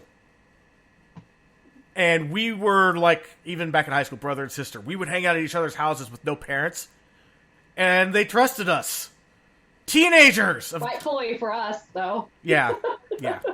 And so yeah, next year it'll be 30 years. Damn. Wow. Mm-hmm. Very cool. Yeah, even my wife trusted me around her. Yeah. Alone in the office. I'm that special little sister. Yep. Special pain in We my know the right ass. word. Yeah. oh, so you are into that. Sorry. Sorry. Not particularly. That wasn't a no. No, it's a definite no.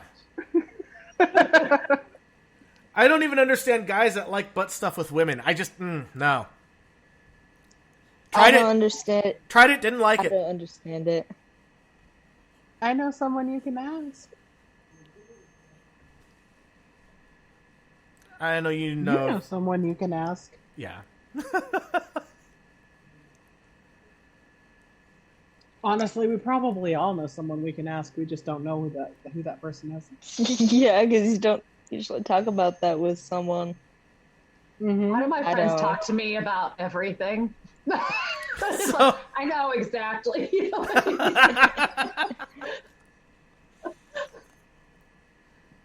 I know someone that told me exit only, and then one night just kind of gentle play, and they were like, "Do it."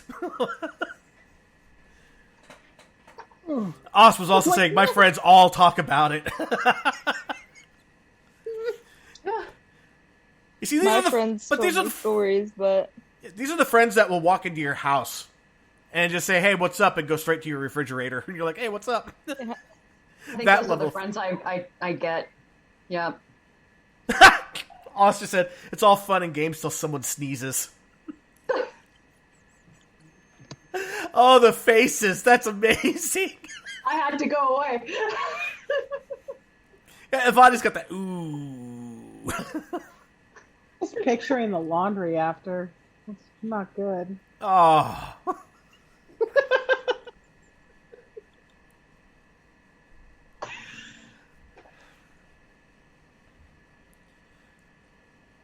So anybody, any questions, anything about migraines? Oh boy, right? Oh yeah, we're talking about migraines, not butt stuff. no.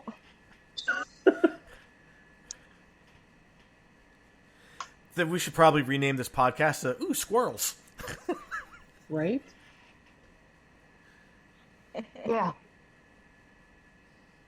I mean, migraines do that to you. It's kind of on theme. Kind of, yeah. Oz just dropped another great one. That's Oh what no, I gotta go look at this. Yeah, I saw it. I saw it. that's what prep work is for. Saves the bleach time. I mean, he's not wrong. I mean, you can't go after it with no prep work. That's just rude. That's one of the best lines I ever heard from someone. Pudic bad.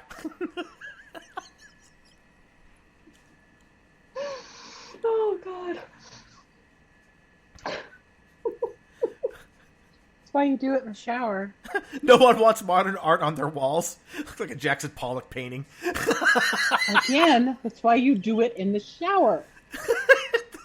That way you just get that tile cleaning, hose it down. Yeah, pretty much, yeah. Especially if you have a detachable shower head, just spray it down, you're fine. Not that I would know. That's what I've heard. I've read about it. I read about it online, guys. Yeah, at christianmingle.com, okay? I'm not a heathen. They're telling us what not to do. I may have been proofreading what I wrote, but it was still online, guys. Oh, almost got that out the nose. That would have been bad. This is carbonated, you jerk. Do it in the shower.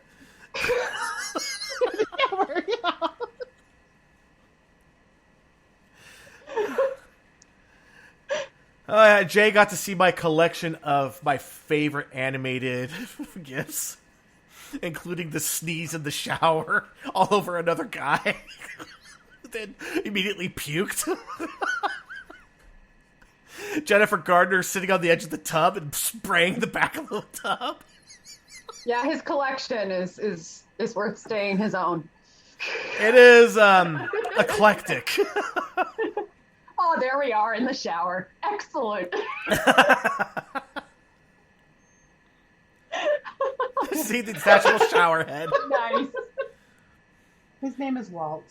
Yeah, I was gonna say I know that those detachable shower heads could be used for more than just cleaning. Named it. I love this. Walt, water activated love toy. Just made us choke on his vape.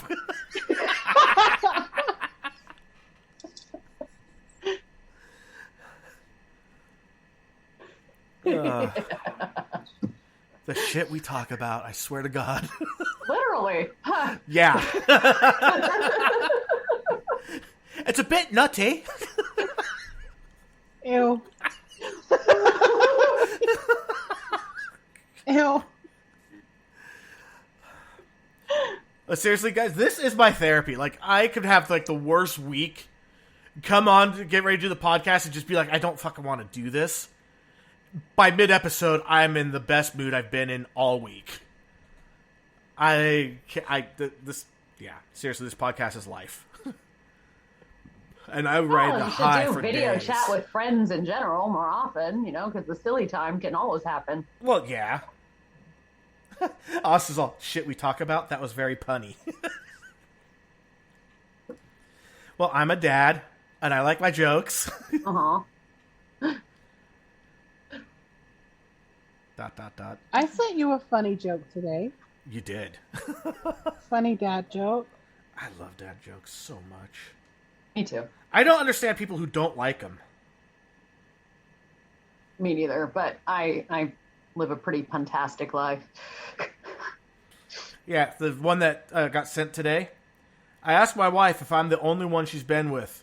She said yes. All the others have been 9s and 10s. One. I like it. I like it. That is like a big ooh. Oh.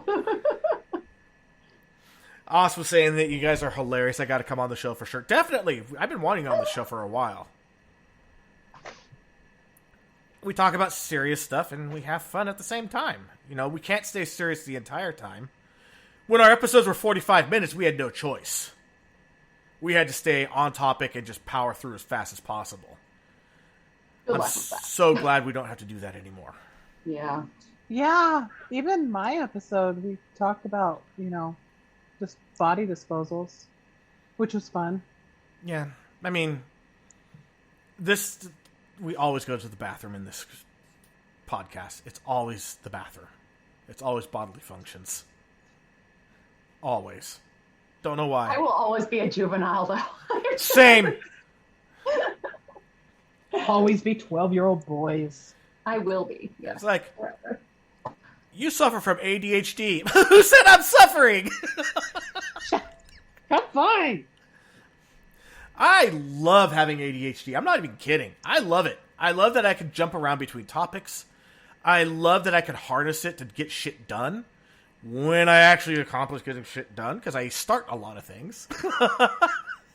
It helps for analyzing things from every angle. I mean, because that jumping around really... I'm great at overanalyzing. Especially, did I overreact at something? Now let's hyperanalyze this for the next 3 days. Yeah, you don't know that I do that either. No, not at all. At you. No shit.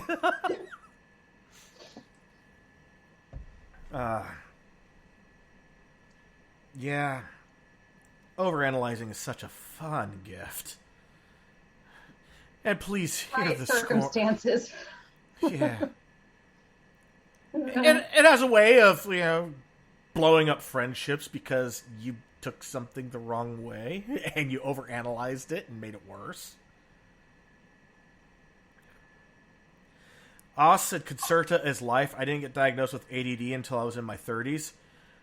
My oldest was on Concerta in his early teens, like junior high, and then weaned off of it as he gained the skills to be able to stop being so impulsive.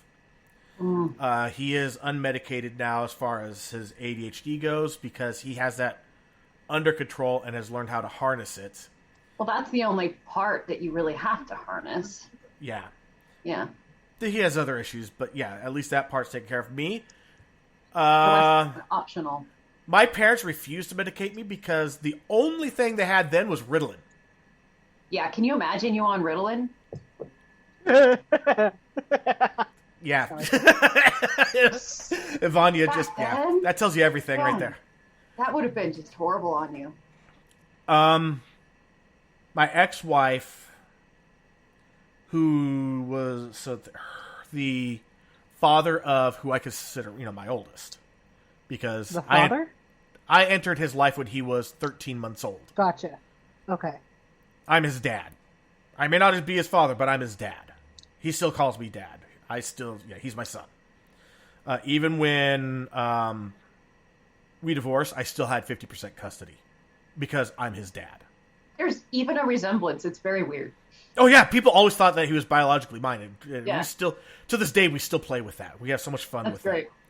And he was a massive redhead at the time too, so I kept telling him, I'm gonna treat you like what you are. He's like, what, a redheaded stepchild?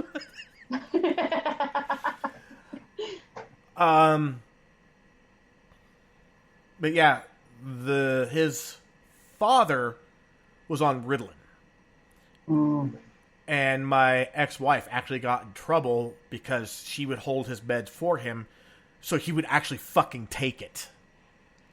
Because he wouldn't take it on his own. She had to make him take it. And then Did she get in trouble? She was holding him. Yep, she was holding. And she got popped with the police because, she was holding. And it's like, it's not for me, it's my boyfriend. He won't take it otherwise. But yeah. That's not fair. Did she not have it in the prescription bottle? It was in the prescription bottle. You're allowed to have somebody else's, to have it. How else do you go pick it up for them from the store even or something? She was a juvenile. Right. Huh? Oh. She was a juvenile. Oh. Oh, gotcha. Yeah. Okay, so that's different. Okay. Yeah. And yeah, also, I do know that Ritalin and Concerta are the same thing. That Concerta is a little more refined. Because, Ritalin itself straight, it was helpful at the time, nuts. basically. That and Adderall. Yeah, I was on Adderall XR for a little bit. It's not methamphetamine, but it is a methylated. Yeah, it's right on the edge. You could actually get prescribed methamphetamine if you're bad enough.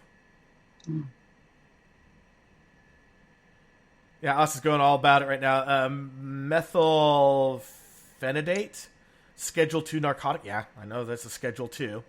They don't have a sense of humor about ADD meds. The difference is how time release works. Yeah, I was on Adderall XR, extended release. I liked what it did for me concentration-wise. There were some side effects I was really against, and I will just deal with not having the side effects and not having the benefits, because no. The side effects were too much of a negative to my quality of life for my liking. And that's one thing that a lot of people tend to forget. You have final say over what you put in your body. But if you do start something, have your doctor help wean off of it. Because quitting cold turkey on some of these meds, very, very bad. Very, very dangerous. A lot of those types of meds are addictive. Oh, and you can go into major withdrawal. It drives me crazy when I hear about college kids using Adderall as a study aid. Oh, that's so fucking stupid. It's terrifying. Oh, in the NFL, they were for a while there. They were using Adderall as a performance enhancer because it gave you that split-second extra reaction time. Right. And that could be the difference between just missing a deflection and an interception if you're a defender. Mm-hmm.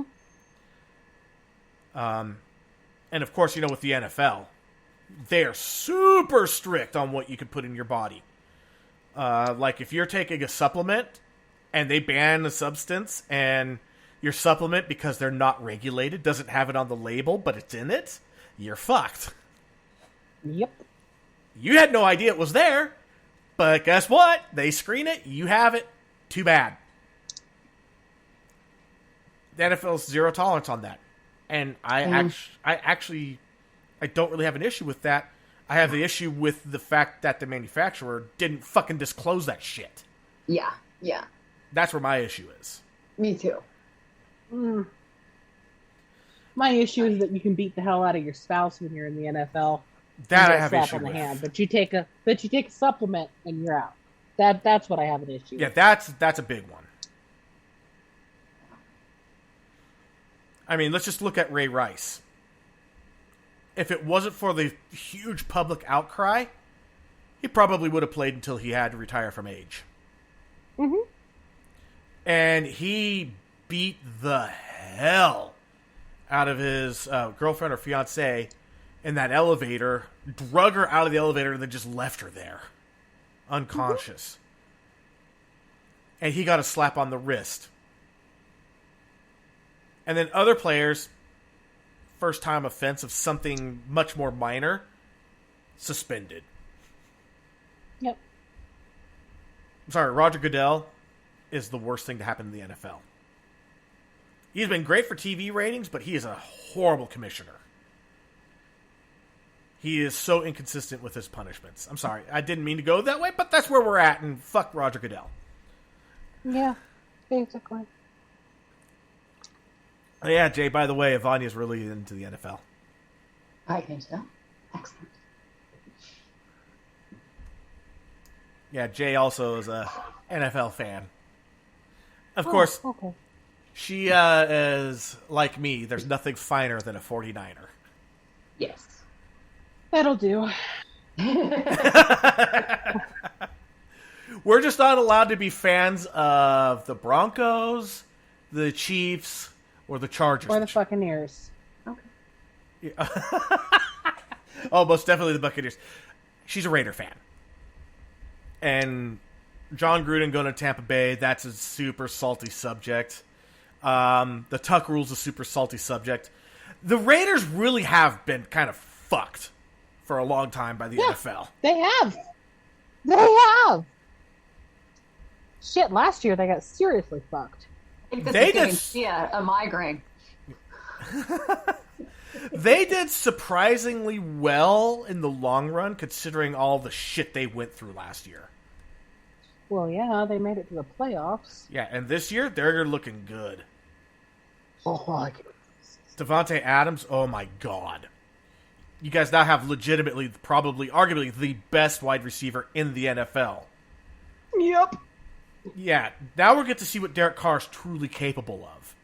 Is he truly elite, or is he just really good? Because there is a difference. And I'm not going to lie, he is really good. He is. He is very good. But like, there's all of the armchair coaches, there always are, that, you know, get rid of Carr, we need a win, blah, blah, blah, blah, blah. And I'm like, you guys know what? It's probably a lot of pressure to put that on one person. Yeah. It's an entire team. Now, So even putting all of that on Devontae Adams, that's a lot of pressure for one person. yeah. That's what, like, Bucks fans are like, oh, we got Tom Brady. Yeah, you do. You still didn't freaking make it to the big game last year. Because it takes more than just one person. Now, that one person can make a huge difference, admittedly. Right. Yeah, they can. But it still takes the entire team. Yeah. And It's not just a quarterback. It's not just a receiver. It's the entire team. you need a good offensive line to protect your quarterback. You need receivers that can get open. You need a running back that can actually hit holes and follow blocks. Mm-hmm. And read the field. And you need defenders that can actually fucking defend. Mm-hmm. But truth be told, I'm super excited about Devontae Adams and Carr being together again. Because they still train together in the offseason. Yeah. I mean, they were teammates in college. Yeah. I don't know if Jay knew that or not. Yes, no, this is really good. Like, for the Raiders, this is a really good pairing. Because you're taking a quarterback and a wide receiver that did fantastic at the college level together. They trained in the offseason together. So there's already chemistry, and now they're on the same team in the NFL. Ooh. Yeah, Devontae Adams actually took less money to play with Derek Carr. Yeah, because it's That Derek makes sense. Carr. And also, you don't have to deal with, Aaron Rodgers. Yes, that too. Let's just be honest. Aaron Rodgers is a great quarterback. He really is. But man, he's a greedy motherfucker. Like, the difference between Super Bowl rings could be put very simply. You look at Tom Brady, what he did his entire career. Restructured contracts, take less money, keep better players. Restructured contract, take less money, keep better players. 7 fucking rings. Aaron Rodgers, take more money, refuse to restructure contract. Now he has no one to play with. Yep. You little puppy. Yeah, he's rich. Yeah, very much so. He's the best quarterback in a shit division. In a shit division. They're going to win their division again because who do they have to go against? Fucking nobody. That's great. And what happens when they get to the playoffs? One and done. Mm-hmm. Aaron Rodgers has given the 49ers 4 playoff wins. The 49ers didn't even have to draft him to get benefit with him. Thanks, buddy. Hindsight? Well, that's what I told. On hindsight, you know what? Alex Smith was not a bad choice. Alex Smith is the kind of quarterback you could build a really good team around. Like Drew Bledsoe. And I think like Derek Carr. You could build a really good team around him. He's not going to cost you your season. He's going to get you to the playoffs. He probably won't win you a Super Bowl. He might. Fucking Trent Dilfer did. Fucking Jim McMahon did. Of course, that was on the backs of amazing defenses. Again, it's not just one person. Again, it's not just one person. But you get a better quarterback to take Derek Carr's place later with a really good team all around him. There you go, Super Bowls. Yeah, and again, it's not a slam on Derek Carr. It's just accepting that I still think Derek Carr is just a really good quarterback. Drew Bledsoe is a really good quarterback. Tom Brady replaced Drew Bledsoe. Yeah, he did. I told Scott last season when we saw the Bucs schedule, they had one of the easiest schedules in the entire league. Like, ridiculously easy. So, of course, they went with the record that they had. And I was like, your boys better step it up. Because once they make it to the playoffs and they start playing good teams, they're going to get out. He's like, no, we're going to have another ring. We're going to get another ring. I saw the writing on the wall, too. Like, every time they went against a tough team, they didn't win. They won the games they were supposed to win. Yeah. Not going to lie, when they got knocked out of the playoffs, I sat in the bathroom watching that game on my phone, going, yeah! And then I walked out, baby, are you okay? Well, it's like there's one year the Chiefs were like having like an amazing year. This was like in 2015, 2016, right after they got Alex Smith. And I had a Chiefs fan that was just in my ear constantly. And I was like, dude, you're beating teams with losing records. You're beating the teams you're supposed to beat. I want to see what happens when you play against a team that has a winning record. Didn't win. Every team that they played with a winning record, they lost. Of course, they made the playoffs because they had a feather pillow for a schedule. And I told them, they're a one-and-done team in the playoffs. They're like, no, we're going to win. I'm like, dude, here's the combined record of the teams you've beat. Huge difference between losses and wins. Here's the combined record of the teams that you lost to. Not that big a difference, but they were all winning. Now you're going against the top of the top. You're done. Oh, they got blown the fuck out. Yeah. Like, not for nothing. So it's like, not for nothing, but you really got to pay attention to the trends. You really do. My team was winning last year against teams they were not supposed to beat. Yeah, they were. And then all of that nonsense with Ruggs happened. That nonsense with our net happened. Nonsense with our coach happened. And we still made it to the playoffs. So I was damn proud of my team last year. When they got knocked out of the playoffs, everybody was like, oh, I'm sorry. And I'm like, I'm not.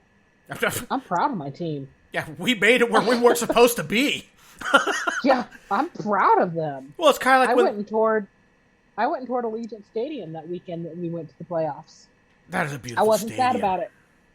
Oh my god, it's so amazing. Like when it looks like a spaceship inside and out. When Jim Harbaugh took over there as the head coach for the 49ers, they weren't supposed to win. They went all the way to the NFC Championship game. I was fucking proud. And people are like, oh god, you got knocked out. I'm like, I'm happy. Like, dude, we had a first winning season in a decade. And we went all the way to the championship game. Like, yo, I'm happy. I had so many people go, I'm so sorry, I'm so sorry. I'm like, I'm not. I'm good. I'm happy. We're not supposed to be here. And of course, this is where almost everybody tunes out. Because like, Pretty much, we're talking football. Sports ball. Yay, points. Just gave everyone migraines. Good job. Yay. Actually, mine started to lessen up. So, you know. It's funny how when you start talking about things that you are passionate about, how that can help with a migraine too. It works for me. Like, not even kidding. Yeah, not even kidding. I think it's more that it takes my mind away from it more than anything. It distracts. Yeah. You know? Which is not necessarily the best thing. Okay, I'm really liking these glasses. They look good. Not just because it looks like the difference. Although my screen just turned yellow, so I'm getting ready to take them off. Oh, you've got that on there? Yeah. Yeah. Speaking of migraines, I'm not going to lie, that background that you've got going on is killing mine. I change it. You could have said something. You don't have to. You could have said something. I could have done a lot of things. So that effect is bothering your eyes? Mm-hmm. Interesting. Is this better? I don't know. I don't see you. How about I now? just see Jay. Oh, there you are. Yeah, that's better. I would rather be at the beach anyway. I'm going to Alaska in June. See, I would love to go to Alaska during the summertime because, yes, I have seasonal affective disorder. You know what helps me? Sunlight. You know what would really help me? 24 hours of 24 sunlight. hours of it? Yes.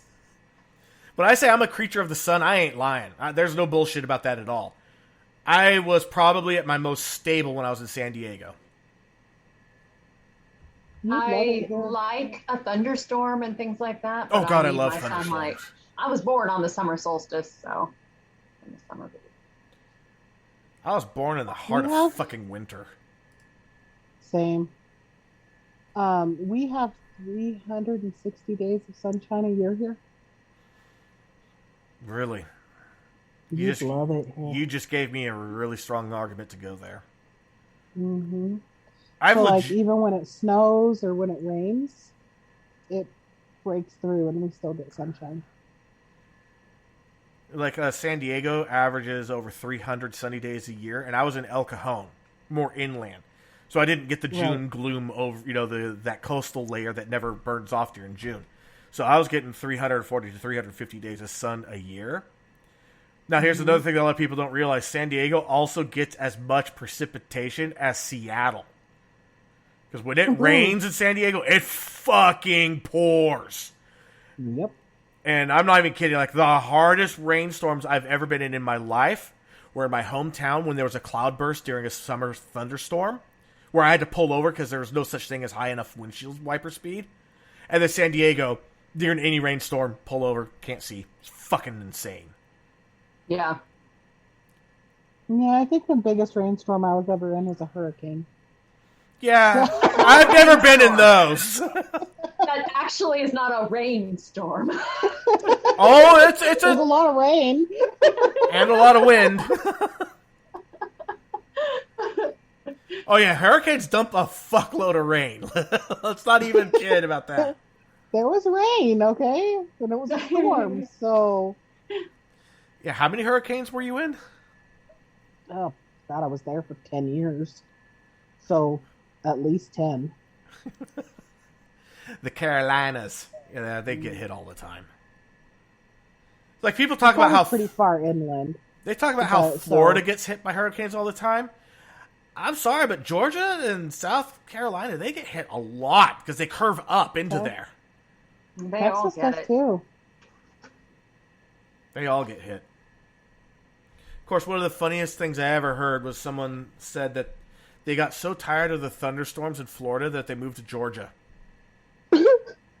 I was like, marginally better? Like, if you really wanted to get away from the thunderstorms and you still like that, like, that latitude, San Diego's a good place. Arizona's got some good places. Texas has some good places. Oh, some good places. I was going to say, when I lived in Tucson, the monsoons, oh my God. That's not how you get away from thunderstorms. Yeah, but you're not in Lightning Alley. Oh, yeah. Yeah. But the monsoons in Tucson. I'm sure they're bad. Yeah, but like Florida's Lightning Alley has significantly more downstrikes there than anywhere else in the U.S. by like an ungodly amount. And guess where Cape Canaveral sits? We went to Florida last December. We were in the Tampa area. And we were on a bridge going across the bay. And we got this emergency alert because there was a tornado on the bridge. And it's like, it was touching down in the bay, heading towards the bridge. And it's like, if you're in a car, seek shelter. And I'm like, there's water over here. There's water over here. There's cars up there. There's a tornado back there. Where the hell do you want me to go? Right. Do I need to crawl up someone's ass? Is that shelter enough? I mean, come on.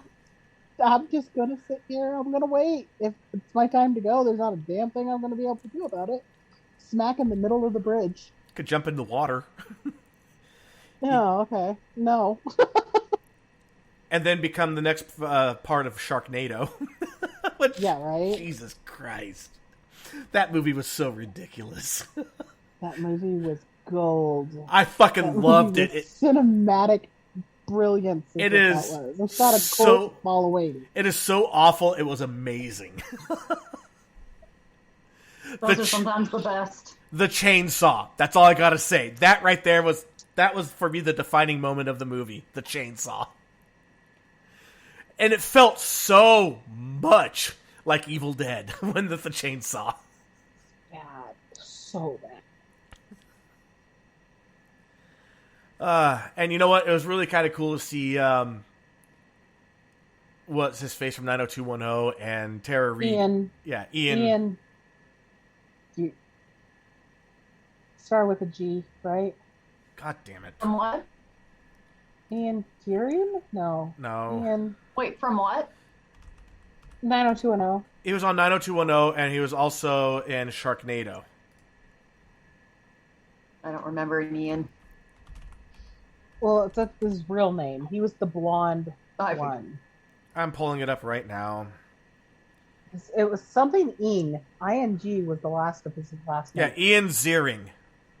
Thank you. I said Gearing. You were close. I was close. And Tara Reid. Tara Reid did not age well. Mm-mm. Sorry, Tara, if you're listening. You didn't. You're still pretty, but you didn't age well. Nice cover. Yeah. No, that's really how I feel. She's still pretty, but she's not aging well. Neither did Angelina Jolie. No. She went from goddess to, I'm sorry. You know who did age She's really still well? pretty, but, Who? You know who did age really well? Jennifer Aniston. She did. She really did. You know who's kicking himself in the ass right now? Brad Pitt. Right. Oh, I found an interesting thing.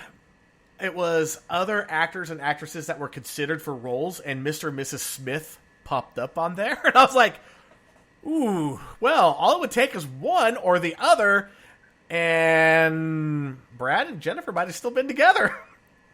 Yeah. If I remember correctly, Maybe not. If I remember correctly, John Cusack was actually considered for Mr. Smith. That would have been good too.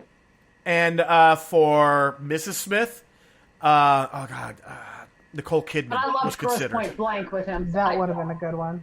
Nicole Kidman would have been a good one, but I don't know that she could do the comedy aspect as well. She can be funny. Oh, she can't. Never mind. She really can. Moulin Rouge, she was amazing. Yeah. And that was a little bit of everything. Yeah, she could have been really good in that role. Yeah, There were a I lot like of Nicole movies. Kidman and everything, actually.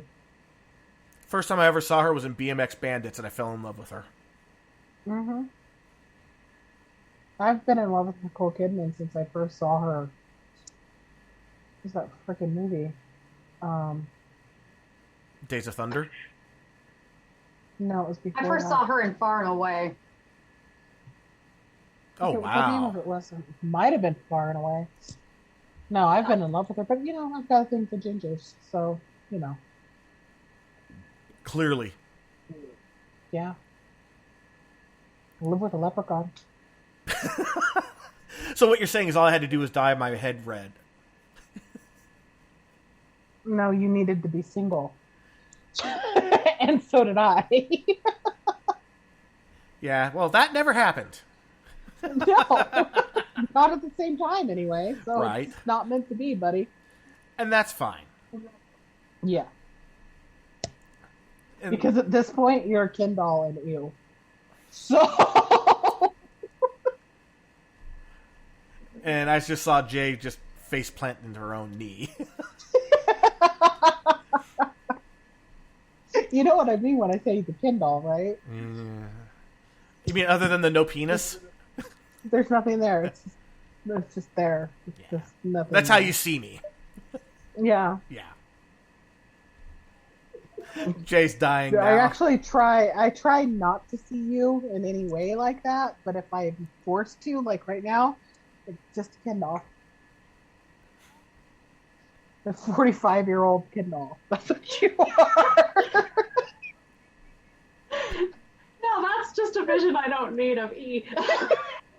You're welcome. Yeah, thanks. Yeah, my wife, her brother, like we were together for a little bit, and then we went our own ways for a while. He You and her brother? actually asked. That's how you worded it. No. Sorry, my wife and I were together for a little bit, then we went our separate ways. Her brother asked, "What happened to the pretty boy?" Oh. You see, I never thought of myself as attractive. I never did. Really? Really. I never did it myself. I never. Small town, I was thought it was treated a like troll. shit my whole life. So, yeah. I had no I idea. thought it was a troll. I had no idea I was good looking. I learned it later in life. And then Oz just asked, do all little girls grow crushes on Ken? No. Oh, God, no. What? No. No. It's G.I. Joe. I don't know if any girls do. That she's just there for Barbie. Yeah, pretty much. Yeah, Barbie's so popular that you have to buy her friends. Yeah. And Yeah. what's kind of interesting is that Barbie, in her entire existence, has had 2 friends in wheelchairs that just mysteriously vanished. Yeah. Oh, yeah, that thing you sent earlier. Oh, for fuck's sake. Mommy, how did Barbie's friend However- Rebecca get into a wheelchair? If you look at my daughter and her boyfriend, they're Ken and Barbie. Your daughter's so fucking pretty. I know, I did a good job with them. Oh, and your son is fucking handsome as all hell. He is one very good looking dude. I see. Yeah. I see you've decided to pop back in again. They aren't talking about football Yeah. anymore. Oh. No, we're talking Oh, about I how know. good looking my I've kids been we laying are. here the entire time. No, now she's popped back in now that we're talking about how good looking my kids are, so she's over there Facebook stalking me. So that, I'm probably going to have to check head out my out soon kids. for something really, really important, Eric, and it's because I Name have drop. to keep watching The Boys. Jay is awful with name dropping. But The Boys is amazing. Catch Yes, you did. it. I didn't even catch myself that time. Yeah, no, I got Jay started on The Boys. Yeah. Oh, really? Now I have to keep watching it. Mm-hmm. It's that kind of I finished series. Have you season watched- 1 last night. Oh, yeah. Wasn't Have you that watched season Upload? finale? What? Have you watched Upload? No, I haven't heard of it. Oh, you gotta watch Upload. Okay. So, but I gotta ask Jay, Mhm. that cliffhanger at the end, did that blow your fucking mind or what? Do you see why I need to keep watching? Yes. And that's why I said season 1 is just the prelude. Oh, yeah. Now you're in the story. All right. And you gotta love Billy Butcher. You gotta love Billy Butcher. Of course. Absolutely. Ivania, have you seen The Boys? No, I have not. Oh. Ooh, you have to see it. I will try. However, You like dark comedies? of course, you know I like dark comedy. This is one of the darkest comedies I've ever watched. You okay with a little gore? Or Yeah, it's very gory, when too. it's there, when they do it, they go all out. Oh, yeah. I live with someone who watches the same series over and over and over again, and the same 3 movies over and over and over again. It is very difficult for me to start a new show.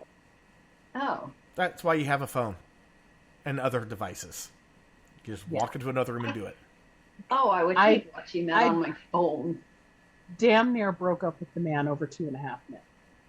So...